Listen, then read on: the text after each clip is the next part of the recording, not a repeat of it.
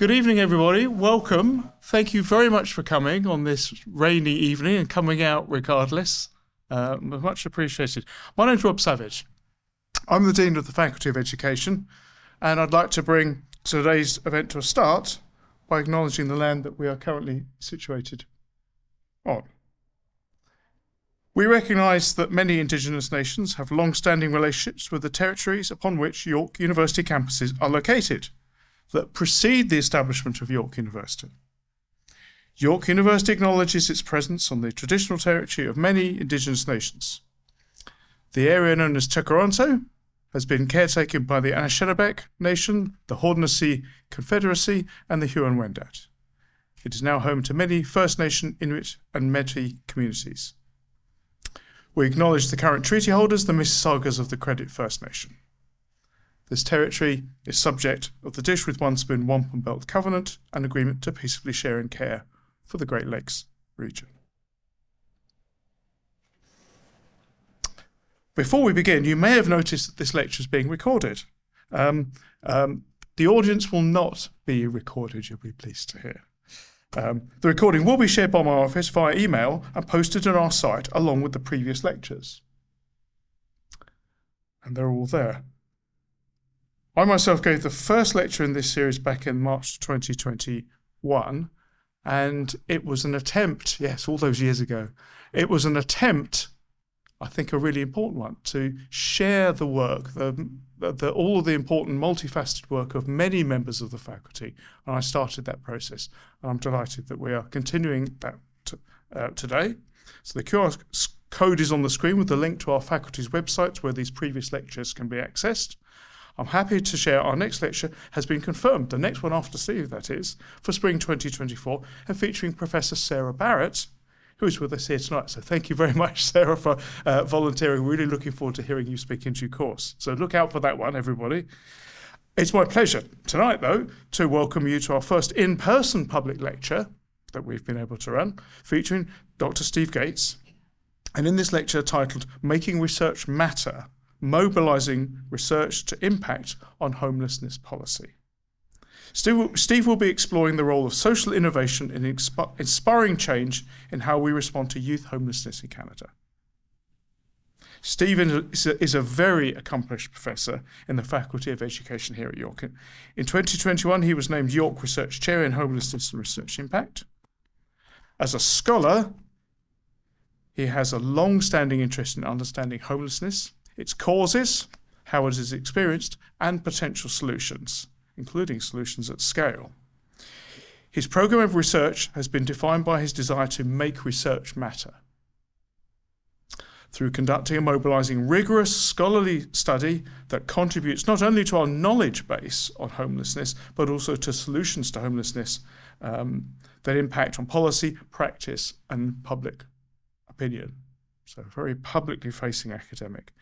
Steve is the president of the Canadian Observatory on Homelessness and the Homelessness Hub at York University, as well as the scientific director of Making the Shift, Youth Homelessness Social Innovation Lab.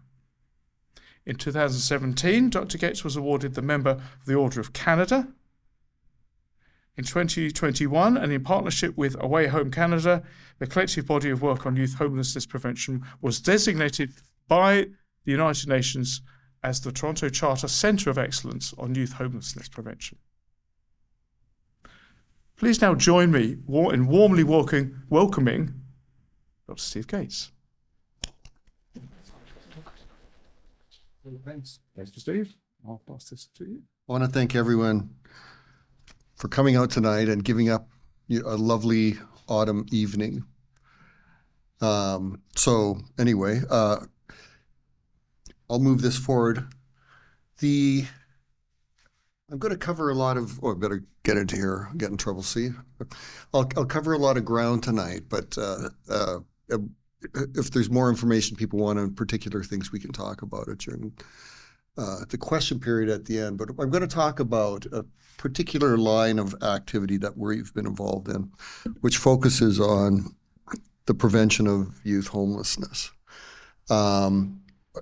In Canada and the United States, there are two things that have historically been true in terms of policy around homelessness. One, that prevention is irrelevant, and two, that youth homelessness should not be a priority, that we need to take care of people who've been chronically homeless first, and once we've housed all the chronically homeless people, maybe turn to youth.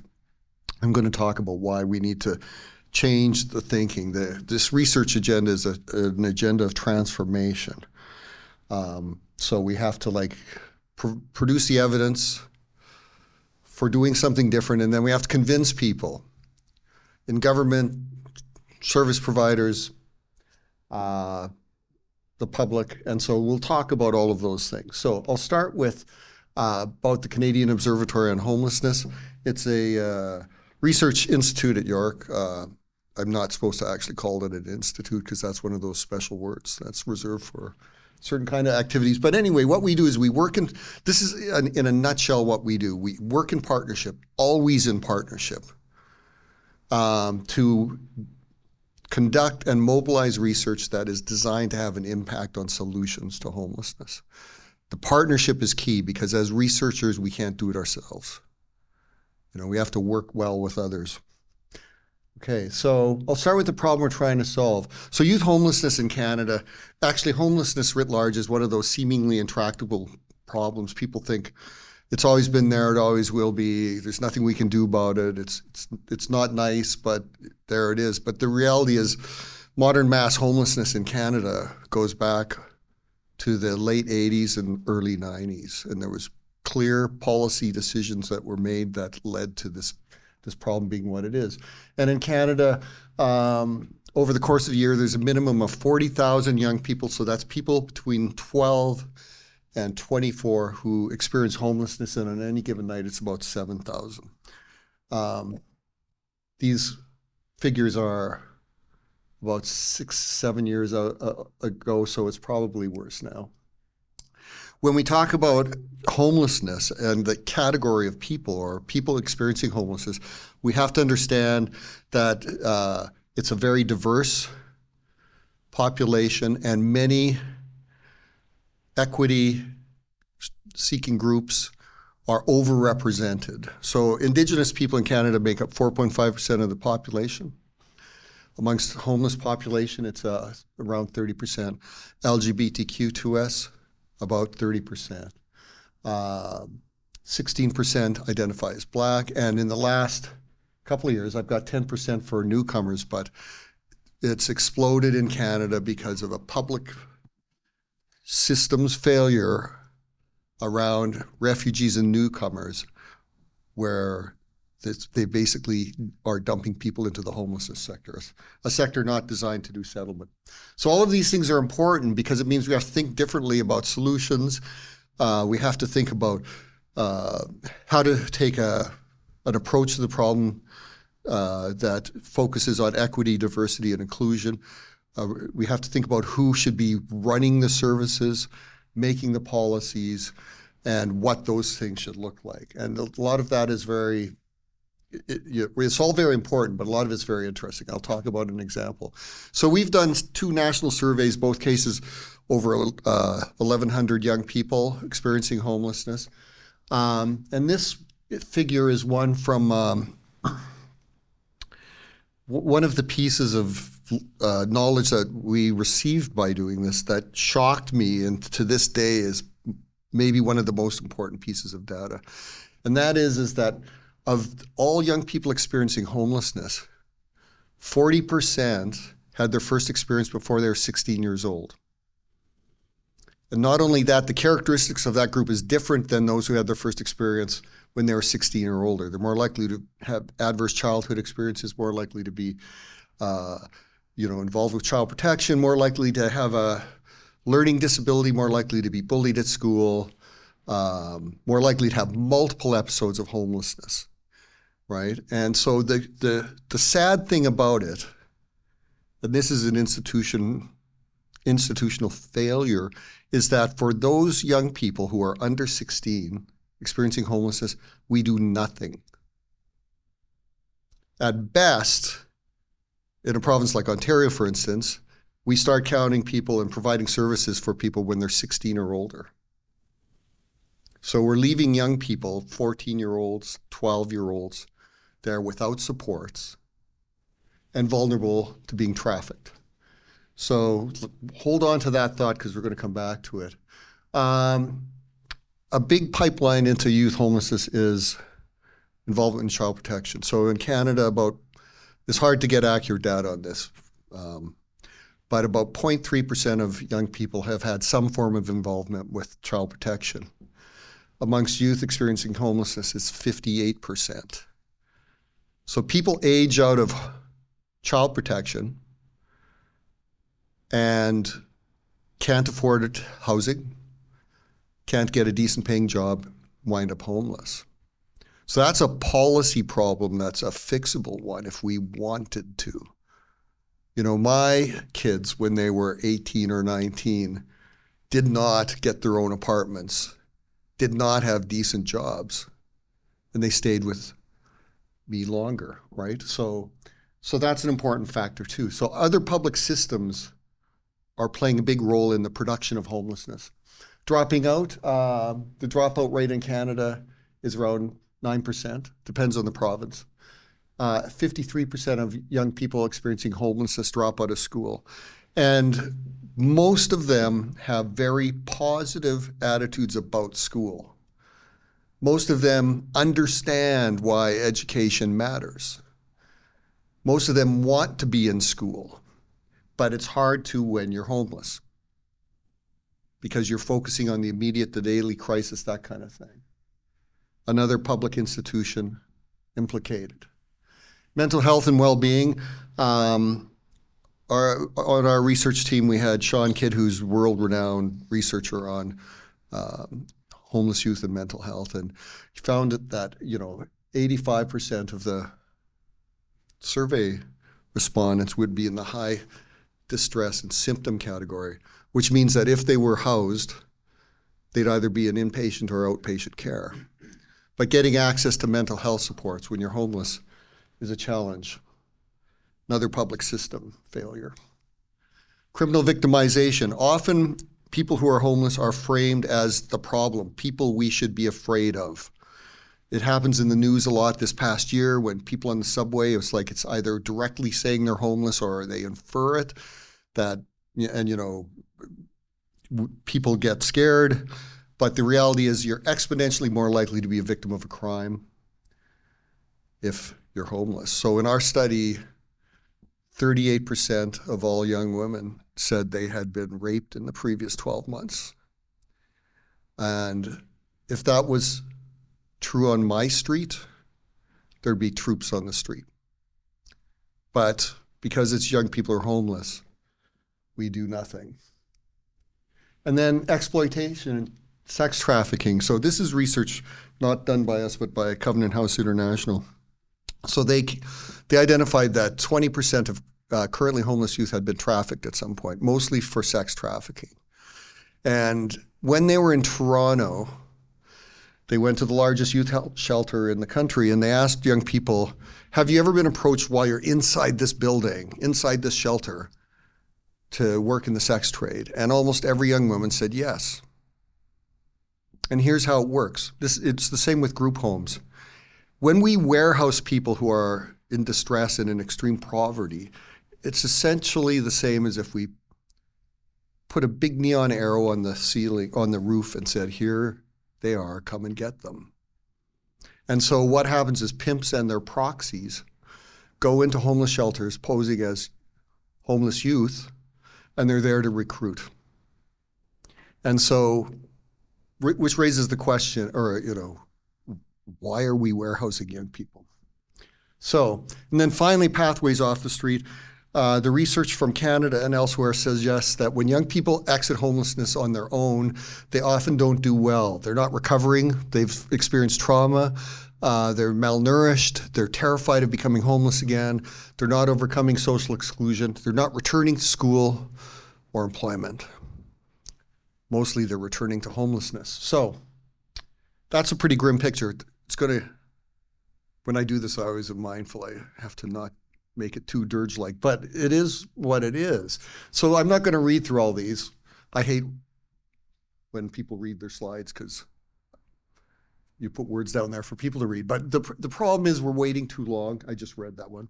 But and the current response to homelessness, I think, is not only inadequate, it's unjust. It's highly problematic. We've talked ourselves into thinking that it's okay to let young people stay in homeless shelters. It's okay to just leave them alone. It's okay, you know, so a young person winds up in a shelter and now is responsible for figuring out how to not be homeless. You know, think of, there's so many educators here, right? Like, think if that was like what the expectation was for most young people, we would be like going, this is a horrible way to think about working with youth. But it is the problem. So it's not good enough that we put people in emergency shelters at any age. It's particularly bad for young people. And so I think that we need to rethink how we respond to homelessness. And so we'll talk about that and why prevention matters. So in addressing homelessness, there are three things you can do. You can stop them from falling into homelessness. You're going to need an emergency response, a crisis response, because even with good prevention, people fall into homelessness. And then you're going to need to help people exit homelessness. And the bulk of investment in this country is in that middle part. Continues to be that middle part. If the federal government doubled its investment on homelessness tomorrow, you know what you'd get? Twice as much of this. Because all orders of government, most of them are not very strategic. They just flow money to keep doing the same thing. So and a key thing to think about, like people will say, well, sure, that's true, cots in a side-by-side in a shelter, it doesn't sound great, but it's the best we can do. But the reality is it's a super expensive response that leads to worsening health and well-being outcomes. Eric Latimer, economist at McGill, has done research on this, and he found that the cost to public systems, so the homelessness sector, but also healthcare and the justice system, the cost of keeping someone in a state of homelessness for 12 months in Toronto is $59,000. $59,000. Now, what if you took that money and, could you pay for rent with that? Yes, and you'd have lots of money left over. You'd have lots of money for people who could help and provide supports. But we're locked in this bad system. So the goal here of our transformation agenda is to move from something that looks like this to something that's reconfigured to look more like this. Our investment, our policies and practices should all be directed towards that. And that's the change we're trying to make. And so we're focusing on youth homelessness tonight, so I'm going to raise some questions. So in Canada, they do what's called point-in-time count every 2 years. So every community that has homelessness, they go count people in the shelters, count people who are sleeping rough, count people who are in prison but are homeless, this kind of stuff. And we can learn a lot at the community level. So we asked them before 2017, can you add a question? Can you ask people how old this is what homelessness means. Can you ask people how old they were when it first happened to them? And 50% of people who are currently homeless had their first experience before they were 25 years old. They were teenagers. Now here's the table I'm telling you about. So this is my favorite piece of data from last year. So this plots the age of first experience of homelessness across the whole age span. So I'm going to go off the mic for a minute, but I'll shout. So what you see is between the ages of 12 and 20, little dance move there. Between the ages of 12 and 20 is when most people are having their first experience of homelessness. So that raises a question. What do we do about this? Those people who are experiencing homelessness for the first time when they're 14 may become that chronically homeless adult that you see on the street. Very high probability, right? So what if we changed our focus and rather than thought, let's build more emergency shelters, which is the standard practice, but said, what if we really dealt with youth homelessness well, with a focus on not having them in shelters? What if we did that well? Not only would that produce better outcomes for young people, for their families, for communities, but it would also likely have a massive impact on chronic homelessness in Canada. So that's where we need to get to. I should check what time it is. It might turn out to be 10 o'clock at night and people will be like, let's go. Okay. So what do we do about it, right? So that's a question that we've had. So I used to work in the community health sector with young people who are homeless, worked for the City of Toronto. So learned how service provision works, learned how government works, and we landed on this idea that we're going to propose a large-scale project to develop the knowledge base about how to prevent youth homelessness.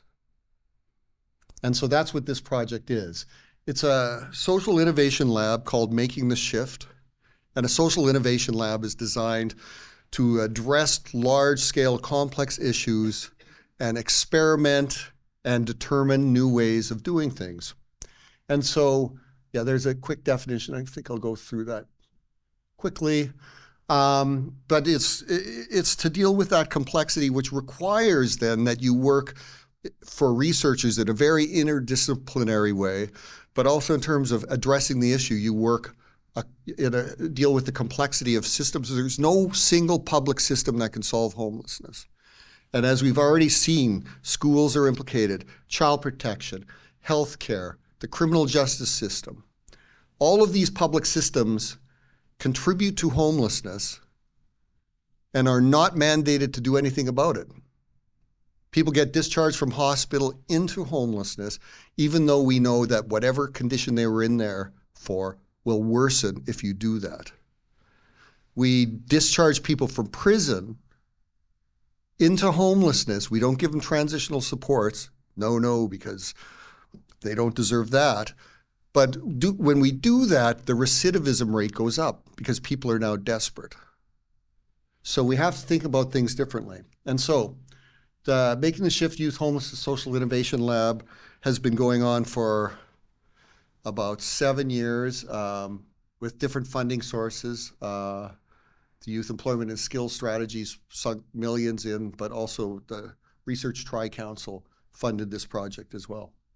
And so making this work involves co-leadership. So we have the researchers, but then we have to work with others who have a stake in the issue. So Way Home Canada is a national coalition to prevent and end youth homelessness. They run the National Learning Community on Youth Homelessness, which is a service provider network. They do training and technical assistance and have a strong government relations capacity. And so that's a good partnership to work across, right? Because if we want to influence change, it's not enough to just write really good papers, although that's important too. So we organize the work around these research thematic areas that intersect. So one is like stopping the inflow into homelessness. The other is stopping people from leaving homelessness without the supports they need, and then focusing on well-being, enhancing outcomes for Indigenous youth, and leveraging data and technology. So you can probably pick up that how interdisciplinary this is. I've had to learn a lot about data and technology. I'm an anthropologist, so in anthropology back then anyway, you kind of get taught that, quantitative methods aren't that reasonable for whatever reason. But now we're working with big data, linking administrative data, predictive analytics. Can we use data linking to help us identify and target who's at risk of falling into homelessness, who's at risk once they become homeless of becoming chronically homeless, and who's at risk when they leave homelessness. So this is the area of work that we're in right now. The Making the Shift project, we funded 39 different research projects across Canada. And about 6 of them are complete, but in the next 2 years, there'll be a flood of new information. 7 of the projects focus on Indigenous youth, and it's quite an exciting project. It's too bad I don't like to read because it's going to be a lot of stuff I have to read. Just kidding. And the second part of the work here is doing what we call demonstration projects. So we're testing out different approaches to preventing youth homelessness in real time with organizations, right? So we work with community partners, we arrange funding, we train them and try things out, and then we do extensive evaluation. So outcomes evaluation to see if it really works or not. Most of what's done in the world of homelessness has no evidence base, and we want to lead with evidence base. And then we also do developmental evaluation to understand the issues around implementation, how to do it more effectively, what makes a good program work. And so we're going to talk about some of these things. So one is what we call enhancing family and natural support. So natural supports would refer to other adults in a young person's life who may not be kin-based, right? And the reason, and this you would think makes sense, we're working with young people, shouldn't that be a priority? But strangely, it's been the opposite. In the world of homelessness, this was true when I worked in the sector, and it used to puzzle me, but the idea is that when someone leaves home, the family disappears and is framed as part of the problem, because many young people come from homes where they've experienced abuse or neglect, but not all. And family conflict is an underlying feature. Now, we've come through time and through doing this kind of work in the field, we've done by now 15 different projects on family and natural supports across Canada in different provinces, different contexts. And it's coming forward, building on other examples of this kind of work in the past. But it seems very clear that this not only is an effective program model to support young people and their families, but we believe that every kind of intervention working with young people who are homeless should involve enhancing family and natural supports, because they're durable, they're more sustainable, they're, than salaried people. There's a program near to York University that works with young people who leave prison. And what they do is, prior to the person being discharged, they say, we want to put together a support team for you in the community. Can you name like 4 people that you'd like to have in your team? And the person might say, yeah, my grandmother would be great. And they might say it's kind of some of the obvious ones. And then they'll say, there was this great teacher in grade 6 who was so fantastic. And I love that teacher. And then they'll go and ask the different people. And invariably, almost everyone says, yes, I'll be part of it. I'll be there to help, including that teacher that if that teacher was me, I wouldn't remember the name or the face, but most people can. So like, what a wonderful way, like, to build these kind of supports that are nurturing, that could last for a lifetime. All of us, this idea of helping young people become independent is an idea that we have to really challenge, because none of us are completely independent. All of us are in webs of relationships. And so can we strengthen that for young people? Now we're going to move to schools. So schools are an important place to consider, right? So in a faculty of ed, think about this, right? Every young person who experiences homelessness was in school once and spends a lot of time in school.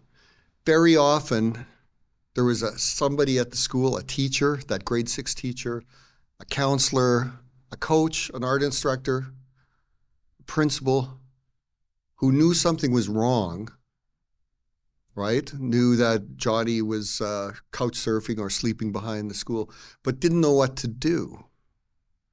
And that's both a problem and a solution, right? To think about, like, what role could schools play? Well, I teach a grad course on youth homelessness every year. And we always have conversations, because most of the students are teachers. And when you talk to teachers, did you ever have a student that you knew or thought was homeless? Most people say yes. what happened? And they'll say, the principal said, don't do anything about it. The unions say, don't do anything about it. The board says, don't do anything about it. There's a risk aversion in our schools around helping people, piled on top of the idea that teachers justifiably are not enjoying the fact that every new problem that comes along is their responsibility. So how do we help schools? How do we help young people? How do we help the adults in their lives in the schools to support them? And so there are two interventions I'm going to talk about that we've been testing. So one is called Youth Reconnect. So it involves, the focus is to help young people stay attached to school, stay in place in their community, and get the supports they need. And the supports aren't to be supplied by the teachers or the staff. It's not a burden for them, it's to help them. So you have a not-for-profit organization with expertise in working with teenagers and parents who goes and engages with the local schools. They'll go in and they'll do assemblies and talk with students about homelessness, what it is, what it means, what to do about it. They'll talk to the staff, all of the staff. And then what happens when that teacher comes across Johnny sleeping behind the school, they now have somebody they know they can make a referral to. So they'll bridge them to make an arrangement like with young person, do you want to meet at school, or do you want to meet outside, like go for a coffee or something like that. And then the work begins. And the work inevitably involves family reconnection, enhancing family natural supports.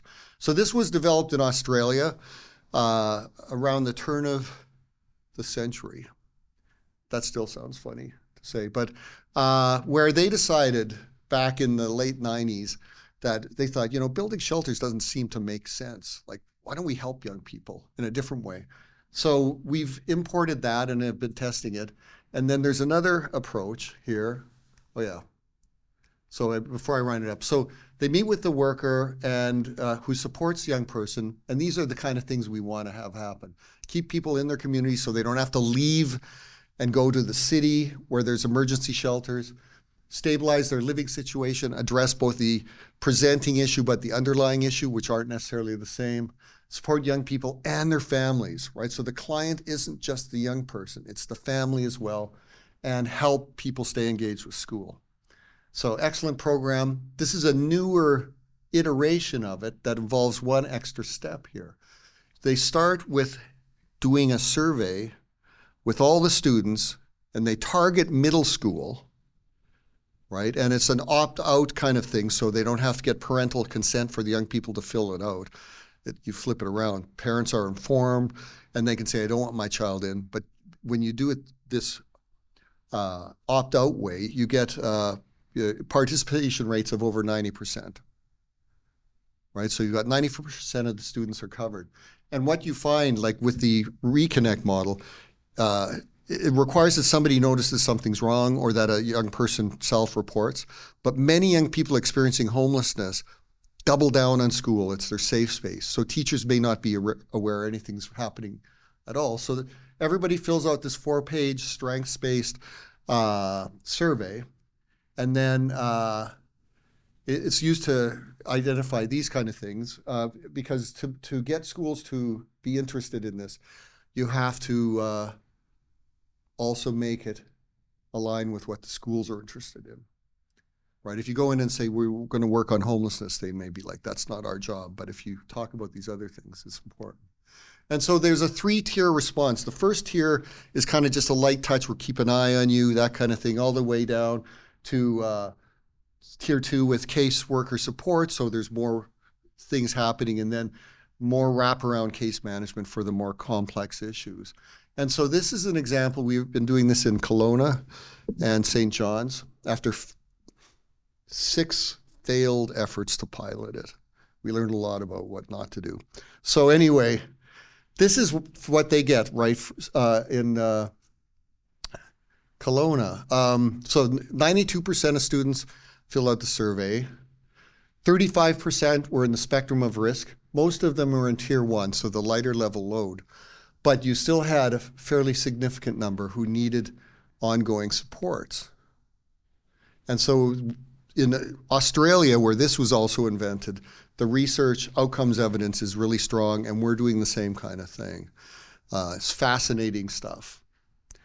Okay, so after the survey, they do follow-up interviews with the upstream case managers to really find out what's going on and see if the young person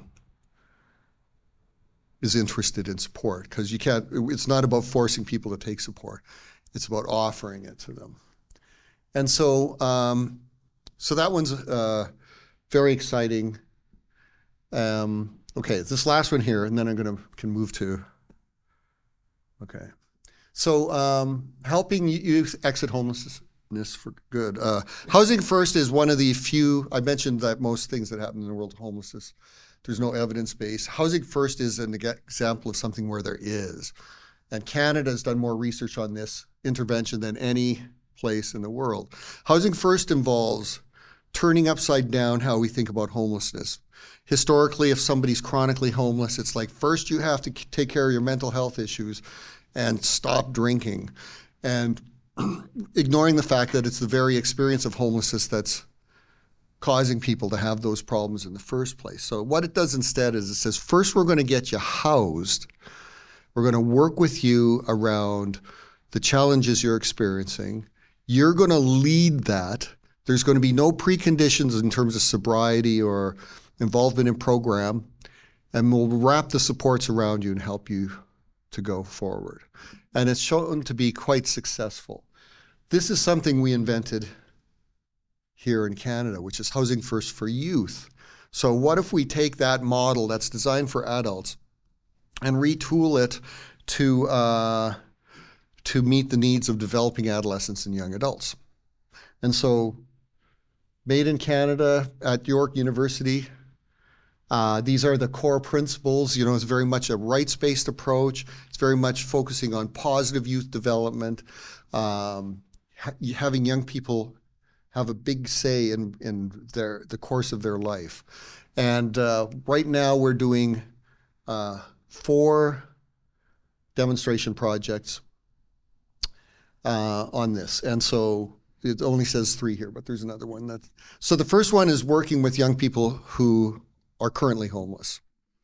The second one is to take it as a preventive approach. So collaborate with child protection to identify young people who are at high risk of becoming homeless if they age out of homelessness, and provide them with Housing First.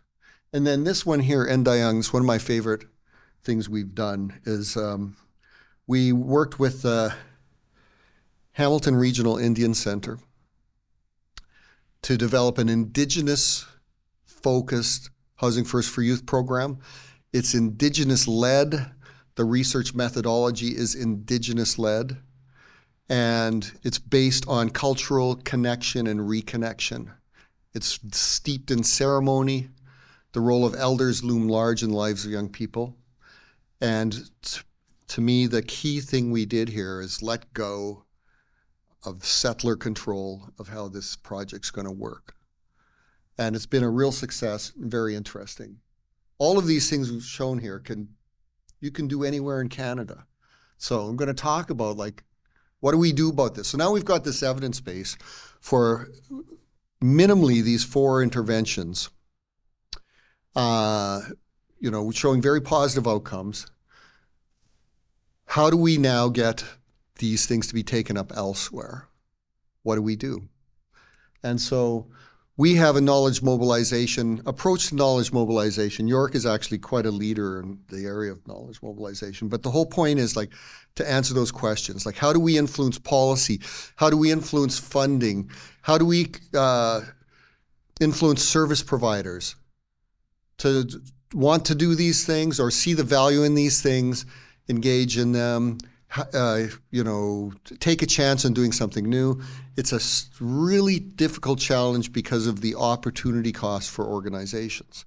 If you've been running shelters for years and you want to move to start doing preventive things, you have to think about, well, what are we going to stop doing now, right? And that gets in the way of change and transformation, because people will typically stay with what they're doing rather than change.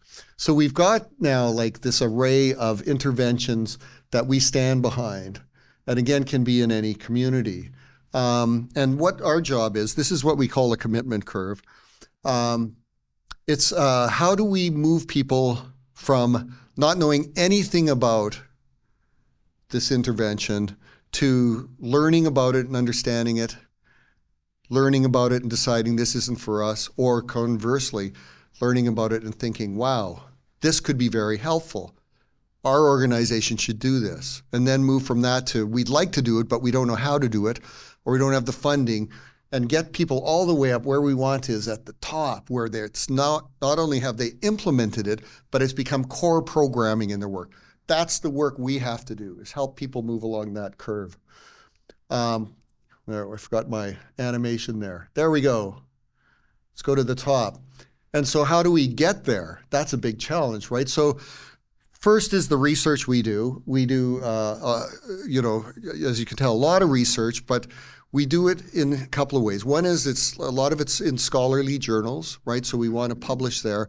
But if we want to influence change, that's probably the worst place to disseminate research. Sorry, people.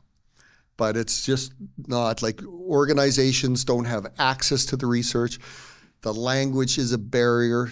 So what we do is we produce a lot of resources related to these things that are plain language, strong graphic aspect to it. When we started this work, I said, I want everything to look really good so that someone will actually want to pick it up and open it. So all of this is important, developing the knowledge and disseminating it. But and we use the Homeless Hub for that. It's the largest repository of homelessness research in the world. Google's kind of rendered that kind of project irrelevant in a way. So what our value add is we curate the research. So we have a newsletter with 25,000 subscribers, and every week we send out, here's what's new in the research that you'd be interested in. But the other key part of this is about productive interactions with all orders of government, with service providers, with community entities, with funders. How do we engage them? And so engaging government brings many challenges. In our federal model, we have the federal government, which is actually somewhat strategic on homelessness, but only invests about 7% of all the money spent on homelessness. The provinces and territories are responsible for a lot of homelessness spending and for those public institutions that are part of the problem. But in Canada, the provinces and territories are not strategic at all. Their job is to just flow money to continue what's already going on. And the municipalities are where people are living, right? And so that's where homelessness is felt and where people are who are homeless. So all of those different orders of government have different roles to play, and there's complexities to all of that. One of the things we found in our government relations, well, I've found several things, right? So one is that it's a lot of work. It's relationship building. You have to work both with elected officials and their staff, but also public servants. Just when you get to have a good relationship with public servants, they get moved around all the time. They always do that. But the one thing I was going to stress is when we engage government, we go in with the idea we want to be helpful, right? Often people go in and it's like they go in with strong critique and it's like, that's it. I said what I wanted to and I'm done.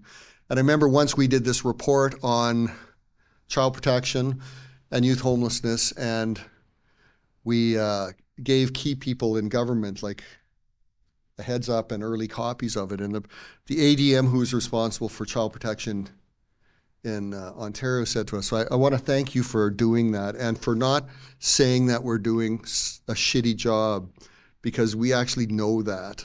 And if you'd said that, we wouldn't want to talk with you, right? So, a lot of the tactics that people employ that they think will influence government, I think, are for the most part ineffective. but we keep doing the same kind of things and believing that it will, uh, create change with no real evidence that that happens. And then community engagement. So with Away Home Canada, they're so connected with the service providers across the country. We've been working for 6 or 7 years trying to get the youth homelessness sector to take prevention seriously. And so they are the ones who are going to be implementing the interventions. And so we need them to understand the knowledge, to get excited about it, to make the change. And so we did a needs assessment. Oh, and part of the way we do that is through training and technical assistance. People need help, right? It's not a recipe book. Here you go, mix things up and off you go and you have a Housing First for Youth program. People will read the documents. People will go, wow, those graphics were lovely. But they want to talk with somebody who's actually done the thing. They want to talk to a human being about it. So that's where we facilitate that. And I'm coming right up to the end here. So one of the things we did this past year is a needs assessment with the youth homelessness sector. And so we wanted to find out what they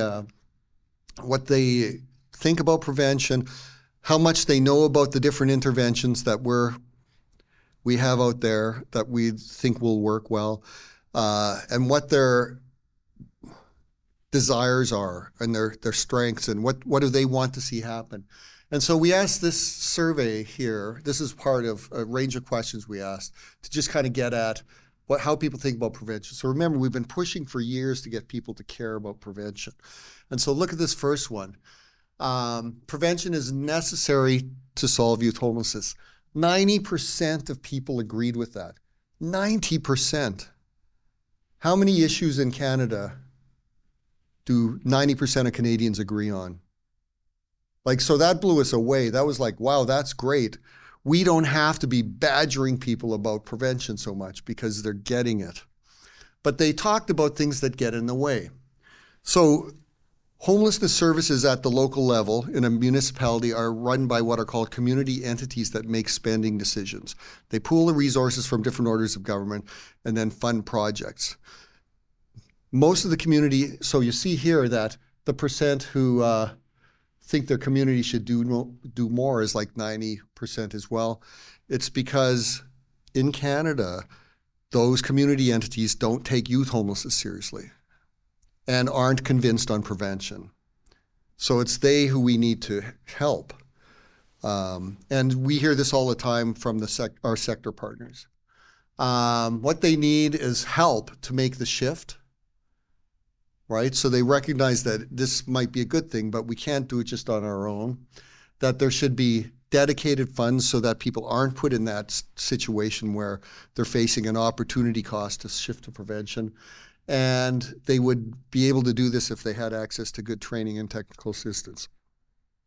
So they want to do prevention, but they're identifying the barriers. And so that's helpful for us because that's where we can do a lot of the work. And so we tested out what they think about these different interventions. I didn't mention duty to assist because it's wonderful intervention, but it's a bit complex. So we wanted to find out, do they know about it? Are they interested? We use the commitment curve as a heuristic device, right? And so this is just an example for Housing First for Youth. So you can see that, over 50% of people, or no, wait a minute, I've got this backwards. There are a significant percentage of people who don't know much about it or aren't really convinced that it's useful. But what we do see is what we call in that orange area, we call that the zone of interest, where people are interested in Housing First for Youth and are interested in implementing it. They see it aligning with the values of the organization. They see it as something they want to do, but they again identify we need help to get there, right? So that's helpful for us to know. It teaches us several things. One is we have more work to do on socializing people to the idea that this is an intervention that would be useful for them. But it also tells us that there's a lot of positive energy around implementing it. And so how can we help support that change? So these are the different interventions, and you can see the desire to learn more is pretty consistent across all of them. The lowest one is upstream, and that's at 65%. So everybody's like, yeah, let's have more of that. But please don't send the scholarly articles. So in the zone of interest, pretty high, especially with Housing First for Youth, Family and Natural Supports, Youth Reconnect. Part of that is because we've marketed those much more heavily. Interested in training and technical assistance, but they're not sure where to get it, so that's pretty high. And so it's pretty high, but we can move that up more. If we do better communication, those organizations that don't know anything about it, it's possible we can move those people up the commitment curve as well. So I'm closing with this, the Charter Center of Excellence piece, because one of the things in our work, I think you and I were talking about this once, international engagement is absolutely key to our work. Often people are like, why are you wasting your time?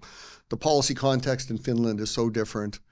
There's nothing we can learn. And I think for me, my major aha moments came from being in another country and seeing what they're doing and go, oh my God, that never occurred to me. And not go, the policy context is a problem.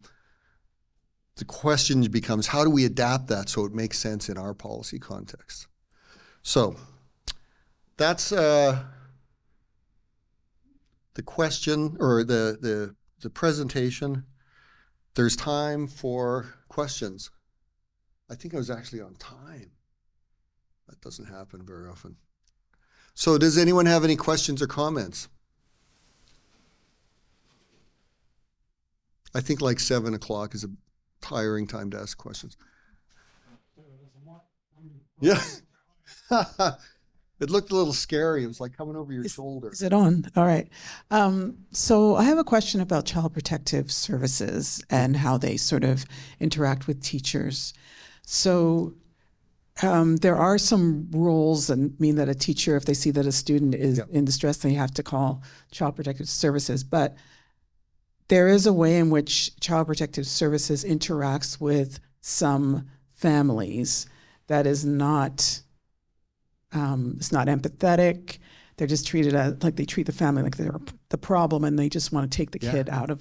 So I'm wondering about how you deal with that with some of these projects where they're bringing in Child Protective Services into the mix. Well, there's several layers to that. One is that just as certain subpopulations are overrepresented amongst the homeless population, it's also true in child protection.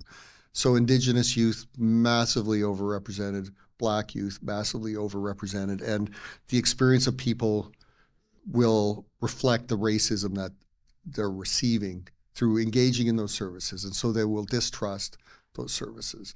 Child protection is provincial and territorial responsibility, so it looks different across Canada, but at the same time, the problems are the same. I don't think child protection is designed to work well with teenagers, right? The underlying focus of the work is protection. And so they shield people and they don't, open up opportunities for doing things. And so that's a problem. Another problem is there are lots of foster care placements, but not enough. And so we have the system of group homes in Canada, which I think are horrible. They're little prisons with tripwires everywhere. So a young person goes into a group home and it might feel worse than the home they left. And so they'll leave. And so they run away. That's where a lot of the 14, 15-year-olds are, right? That kind of thing. And then finally, I think that there has been some positive changes happen in terms of trying to focus more on supporting families, not setting them up, we're going to take your kids. But it's still old school. There have been some positive changes recognizing that it's not fair to have a 19-year-old age out of child protection and just leave them to twist in the wind. It's not fair for them to, when they're 16 and knowing that they're going to be kicked out at 18 or 19. Lots of young people in care, and you'll know this, who are in school, they don't necessarily do well, because why would they bother if they know that in 2 years they're going to be out on their own? Why would they imagine going to university? So one of the challenges is different provinces are starting to do some interesting experiments to do child protection differently, and BC's maybe the most progressive on this right now, where they've are extending care, I think up to 24 years. Young people can opt in and out. They get financial resources, but also range of supports. But here's a change management problem. They have in place infrastructure and staff whose mindset is linked to the old way of doing things. Like ideally, and this sounds really draconian, but they should get rid of half of the staff and bring in new people that are trained to think about enhancing family and natural supports and working differently. Because if you have staff who are used to doing things the old way, they'll sabotage it. And I'll give you an example. I mentioned the Housing First for Youth program for young people leaving care.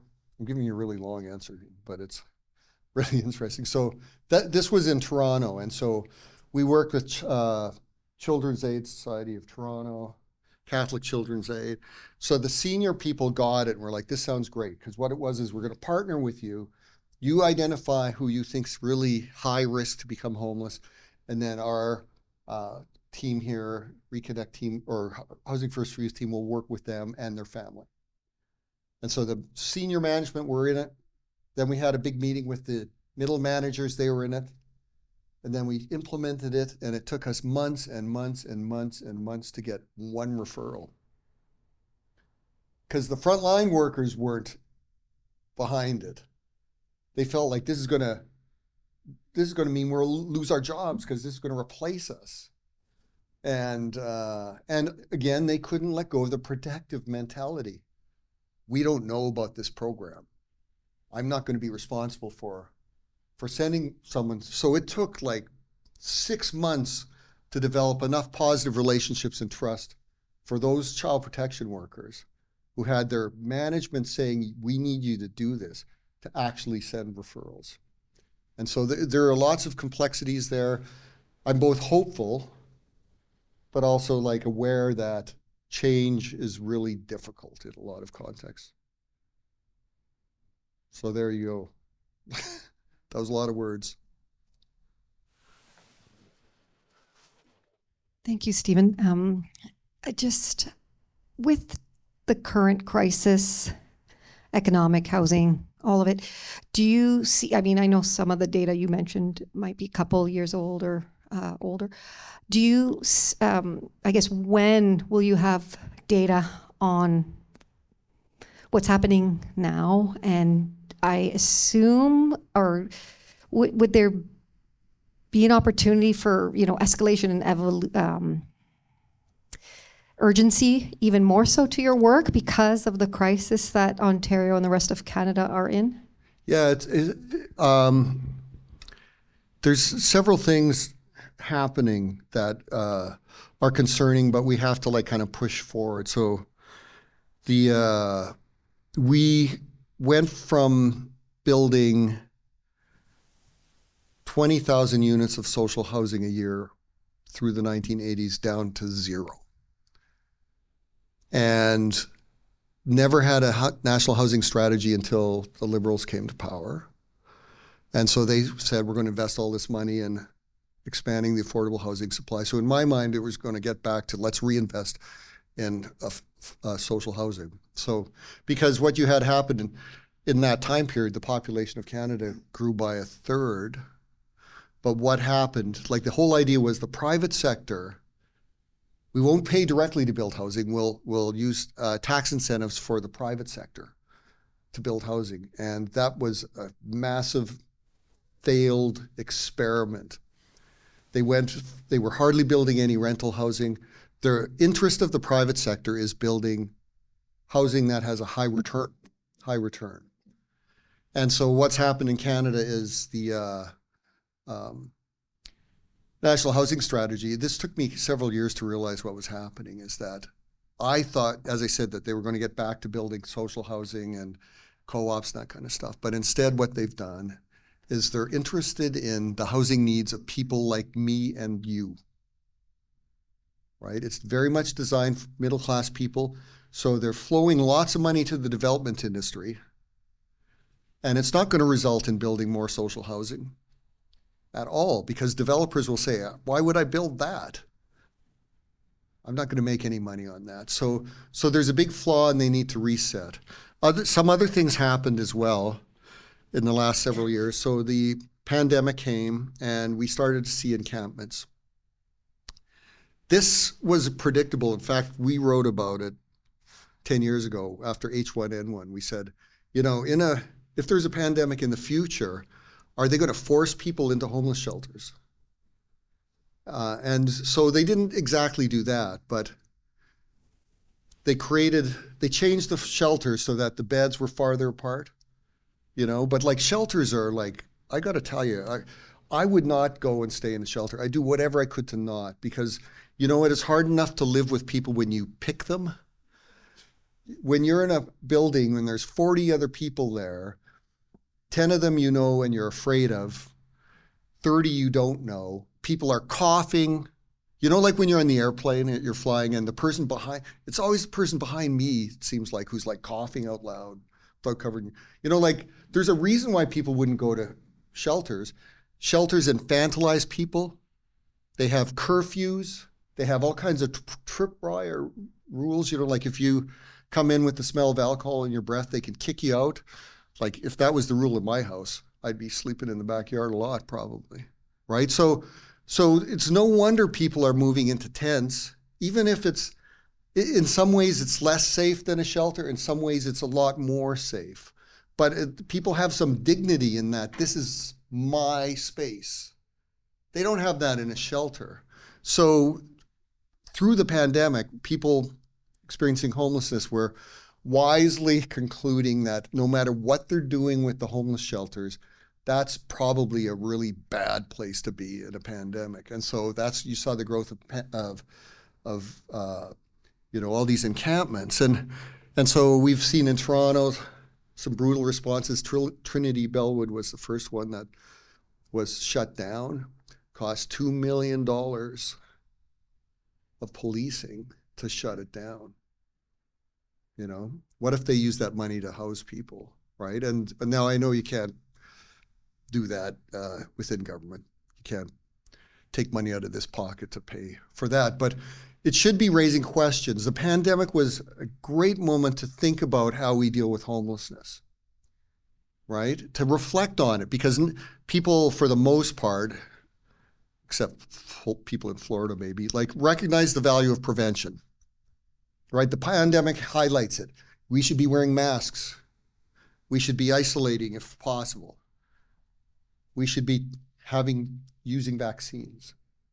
All of these things are preventive. It's to reduce the risk that you'll get this. And so if you imagine what it would look like if we treated homelessness like, or if we considered how we treat homelessness and we treated pandemics the way we treat homelessness. If we treated pandemics the way we run homelessness, this is what it would look like. There'd be no vaccines. There'd be no masks. None of this. No preventive things. What we would do is we'd build giant waiting rooms outside the emergency room. And then you get in there and you'll be told, you're not quite sick enough to get the help, right? You're going to have to wait. And if it was like homelessness, you're going to wait in this room for 8 years. And people would say that that's horrible Like, that's just unthinkable. But that's how we deal with homelessness. We warehouse people, give them horrible circumstances. And I'm not knocking the people who work in shelters, like they're trying to do their best, right? But as an institutional response to homelessness, it's terrible. They should be working with every person in an encampment to help them get housing and get supports. That's what we should be doing. And we should be working to stop that inflow into homelessness. Because the system now makes people wait and wait and wait until they're sick enough and homeless enough to get the gold standard housing first. So I don't know if that answered the question, but it's skirted at the edges of it. Hi, I think I have the mic. Got a couple observations, but first I have a quibble. In the principle of, between the principle of natural and supports, Right. family, keeping the family, and the principle of housing first, seems a bit of a disconnect. Oh, okay.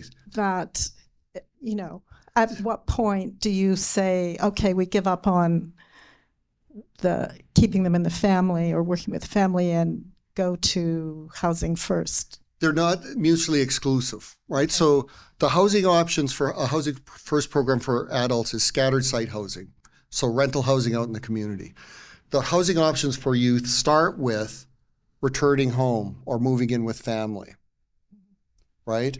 And that family and natural supports work is baked in to how we do housing first for youth, right? And so it may mean that young people are supported to go home or or live with a neighbor. It may mean the young person's, like when somebody's a little older, maybe like that wouldn't be my preference. Well, we're still going to work strengthening the relationships with you and your family. Right. So it's not a either or thing. Yeah. It's like that family and natural supports pieces should, as I said earlier, should be in everything we do. Got it. The observation I was wanting to make was of the sort of traditional ways of homing people. And this could be very nostalgic or romantic about the past, but it was family, community. The sort of peasant past had those forms. Shot to hell now, of course. And what remains, though, of those things, of course, family. Community's pretty ragged in many cases. But schools, the school system, and it's got legal backing, right? As you say, everyone who becomes homeless has gone to school. It does strike me as kind of in place already, something that could, you mentioned that there were outsiders coming into the school, that you wouldn't want to overload the teachers, but also, wouldn't just increasing the public school budget, instead of cutting music programs, closing swimming pools, piling more students from all over the planet, little scoundrels from all over the planet going into, 40 in a room. It does seem to me just criminal to be cutting public school budgets. Yeah, I would argue that, and I would say it's also cruel to not expand child protection on the condition that they do different things with the money. The challenge with putting kind of oppositionally, like actions that government could do, if you increased funding for schools, unless you have a clear mechanism to support young people who are homeless, that funding likely will never wind up there, right? It's going to go into other things, which are valuable, right? But the funding crisis for schools and education is so significant that it's highly unlikely that, I think anyway, that homelessness would be a priority, because our engagement with schools in Canada has been that it's really tough. Once you get it working, People love it, but there's a real risk aversion But to doing wouldn't- something. Wouldn't you think there'd be an inverse relation between like a really robust public school budget and the occurrence of homelessness?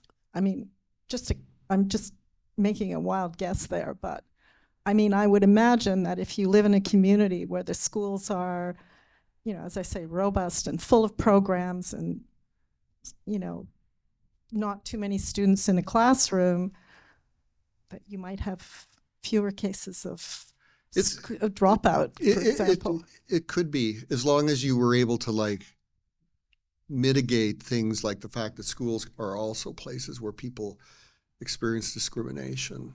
Yeah. Right? And that more funding won't fix that.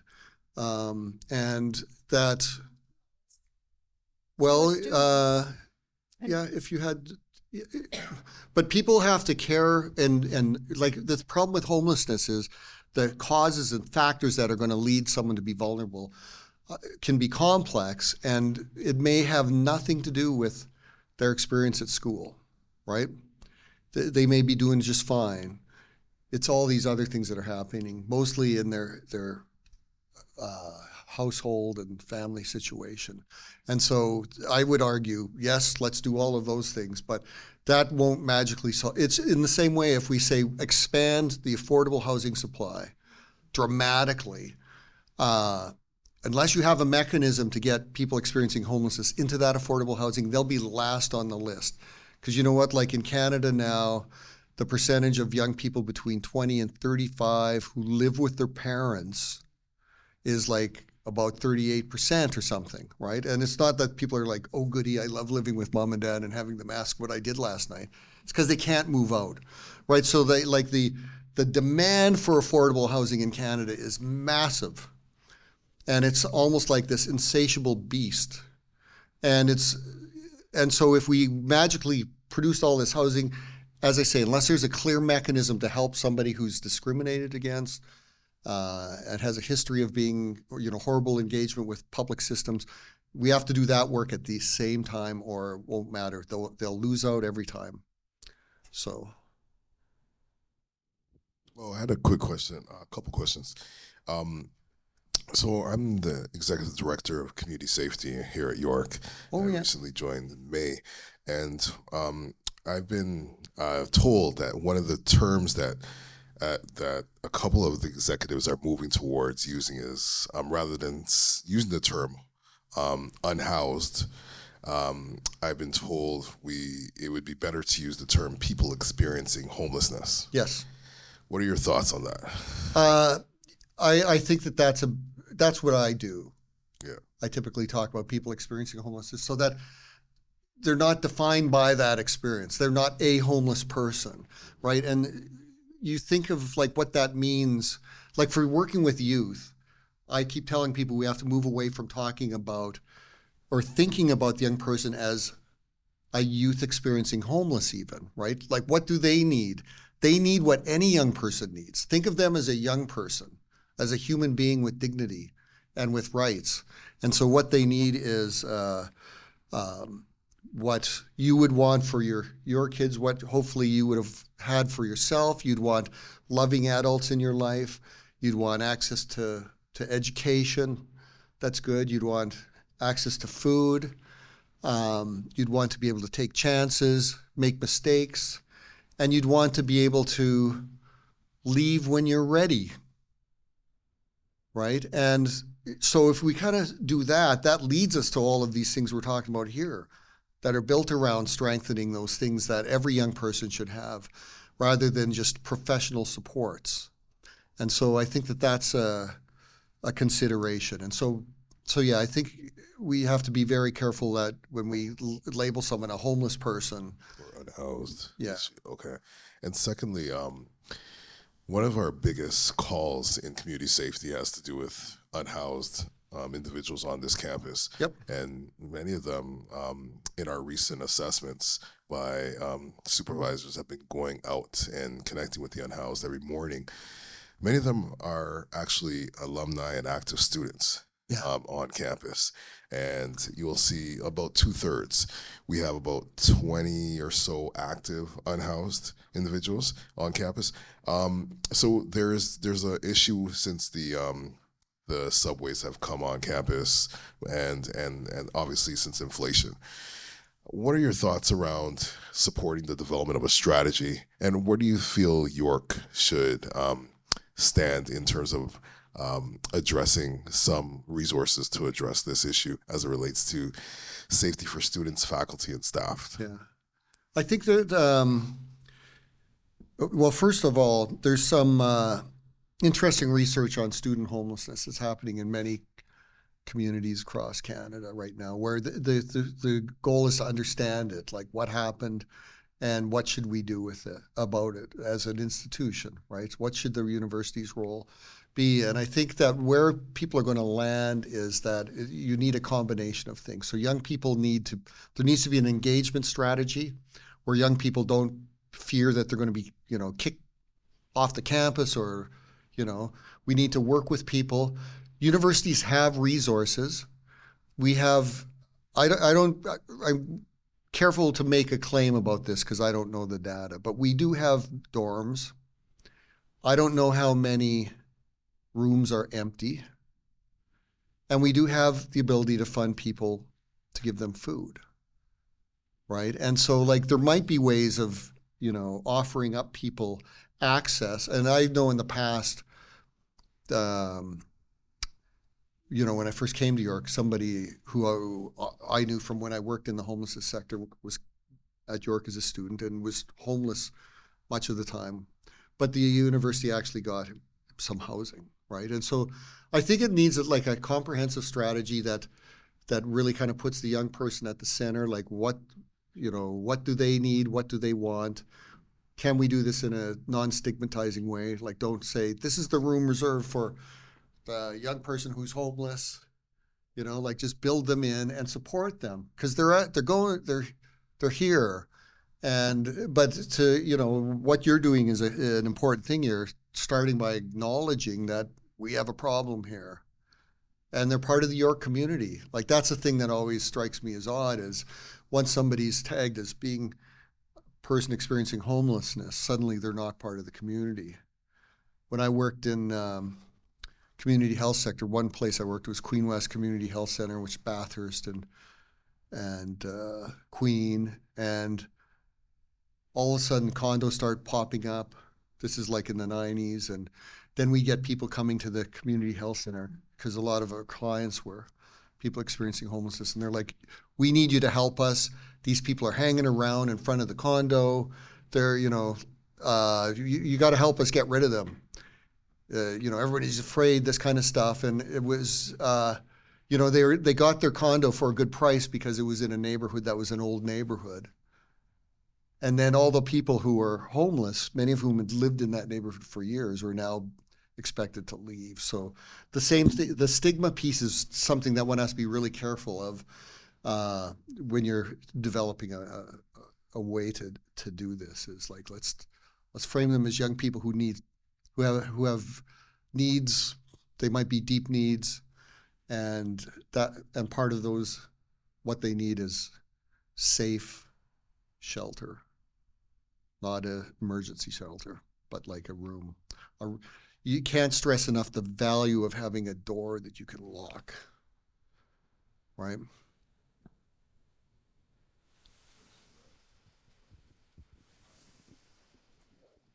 Thank you. School community partnership, I'm so interested in that because when I was an elementary teacher back in the day, there was an experiment in that in my local school board at the elementary level. Because teachers desperately want to help their students, and they realize they can't do that if they can't fix the home. Yeah. But this community partnership really worked on building capacity in families to support parents' well-being, to support their mental health, to help them support their children's mental health.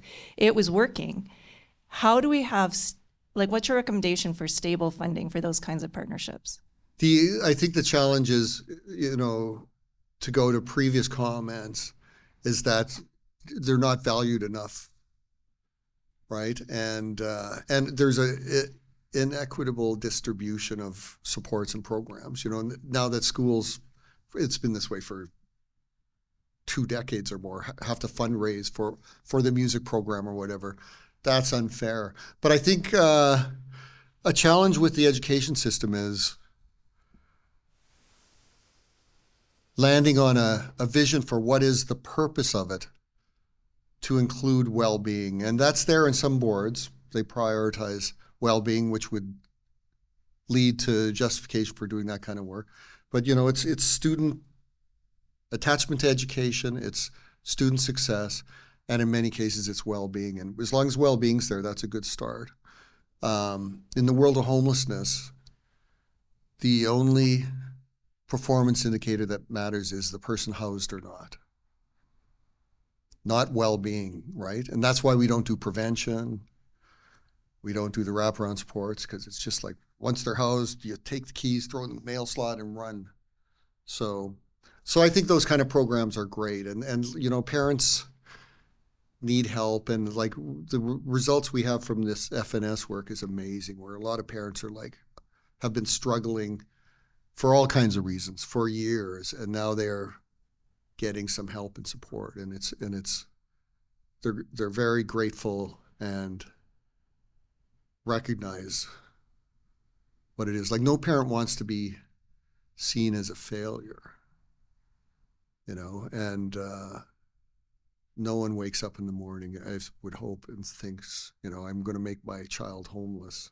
But things can evolve to a point where that's what happens. I think you were at the back, and then. I think you need before me. I'll let go first. Okay.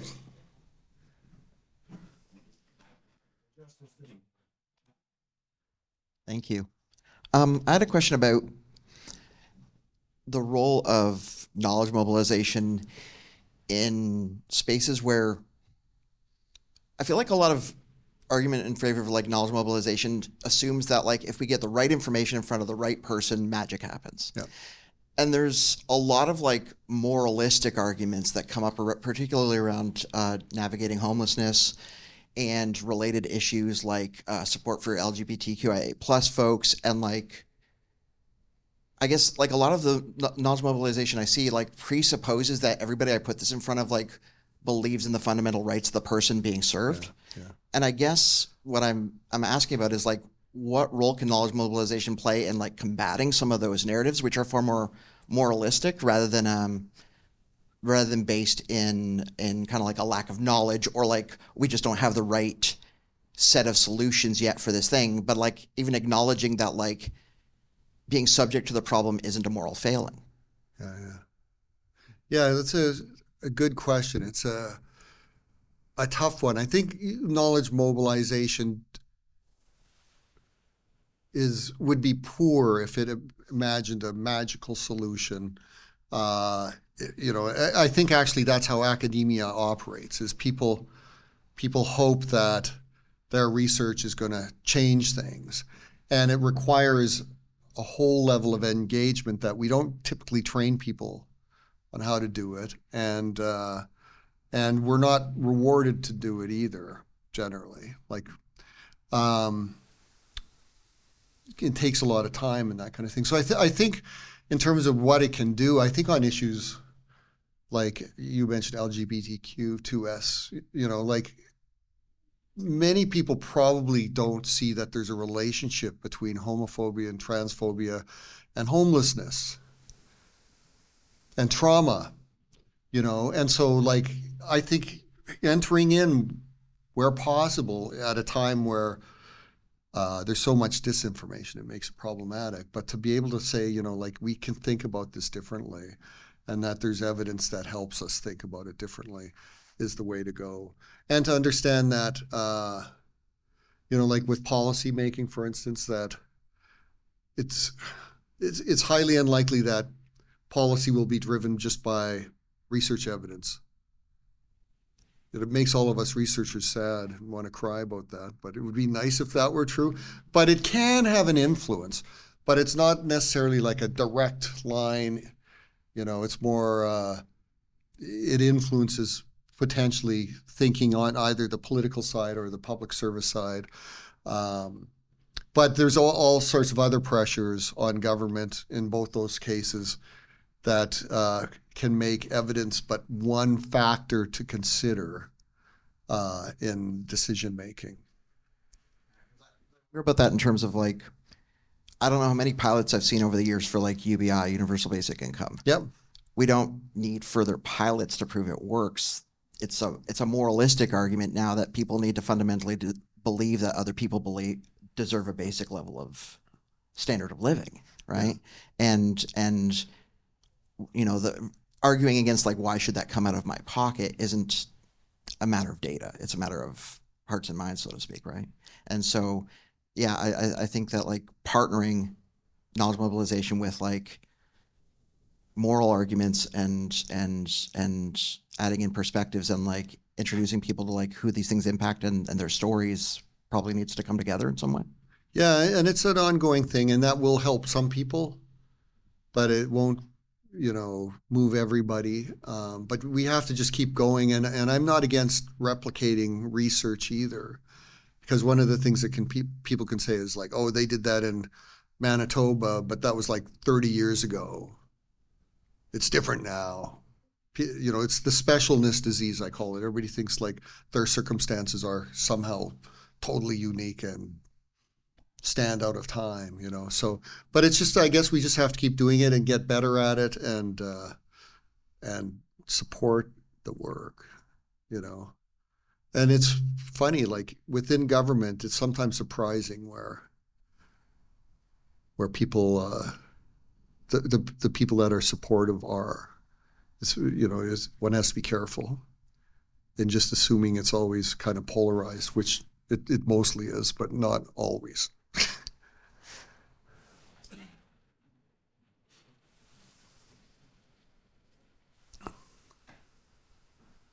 This might be a little bit early days to ask you this question, but in follow up to transphobia and homophobia that you mentioned, I'm wondering if there would be any changes in the unfortunate thing of youth becoming homeless in jurisdictions like in New Brunswick and Saskatchewan, where they've had the changes in their legislation in regard to how students are treated in the schools.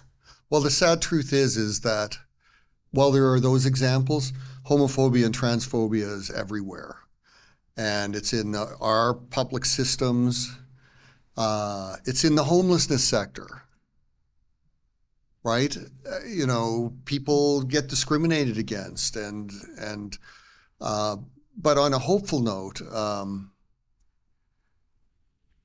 one organization in Toronto, when I used to work in the sector, was a religious-based shelter, and they were terrible. They would kick people out if they had a gay positive shirt. They would kick young women out if they found out they'd had an abortion.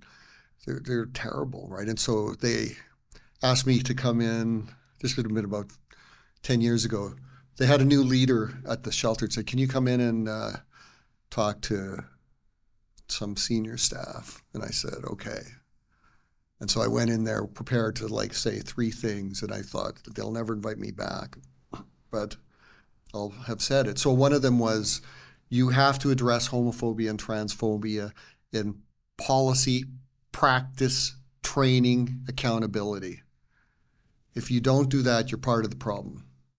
The other was, stop discharging people into homelessness, right? You have alternatives than making it worse for somebody. And then the final thing was, they need to do harm reduction work around substance use. And so I walked out of there and was like, that's great, I'll never come back, but I had my say. And then the person phones me up a week later and says, I want you to talk to our staff and to our board. And so this organization went from being one of the worst in terms of homophobia and transphobia to now being a leader in Toronto. So I like that story because I never would have guessed it. My own prejudice would have been they'll always be horrible, and they worked to fix it. But they ran into all the troubles. Not all staff are going to come with you.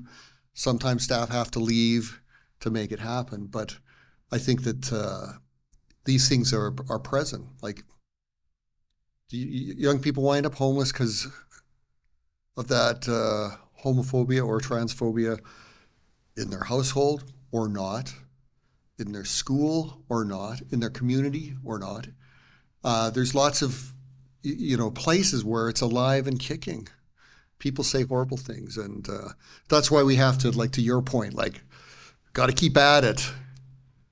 Because we think we are making progress, but there's a lot more progress that needs to happen. Okay, I'm just going to jump into left field first.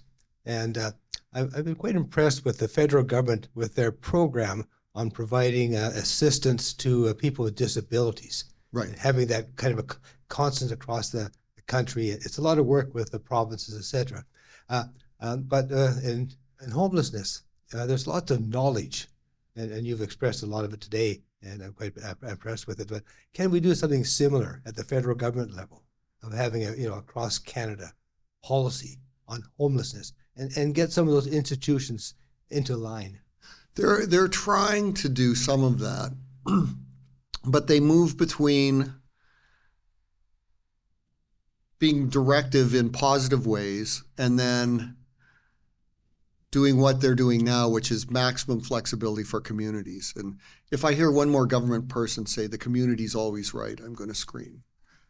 Because, oh yeah, if the Proud Boys are marching down the streets of your community, are they right? So they're trying to do it. The challenge, our federal model makes it very complicated, because if they were to come in and say, we're going to create national standards on child protection, which they could, constitutionally they could. They've done that. Like, think of healthcare, right? Like, it's a provincial responsibility in terms of service delivery, but the government of Canada plays a big role nationally. So they could do these things. The provinces and territories would scream and say, we hate this, but can you give us more money? Right? And so it's possible to do it, but I think it's just, there's a lot going on. There's lots of things that would, like, if they had national standards on youth leaving care, you would, like, drive down youth homelessness numbers if the provinces were then obligated to offer services that fit that were the rights-based approach kind of things. Just to pick up on what Gary said, isn't that pretty close to being like universal basic income? I mean, maybe it would have a different name, but effectively, I would think they would serve the same end. Well, sorry. sorry. The other thing, I did have a second thing I wanted to say, and it seems to have vanished. That's because I interrupted you. It's okay. Didn't take much. But I think the universal basic income is, like, a great thing, because it's not there's no test. You don't have to have reams of staff to implement it and police people for not being deserving. You just do it through CRA. Our system is producing this rate. Absolutely, yeah.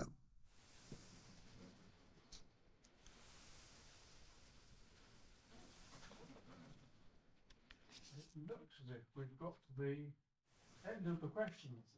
So I would like to say, George, you told me in a really warm thank you to Steve. Fantastic, very thought-provoking, amazing questions. Thanks.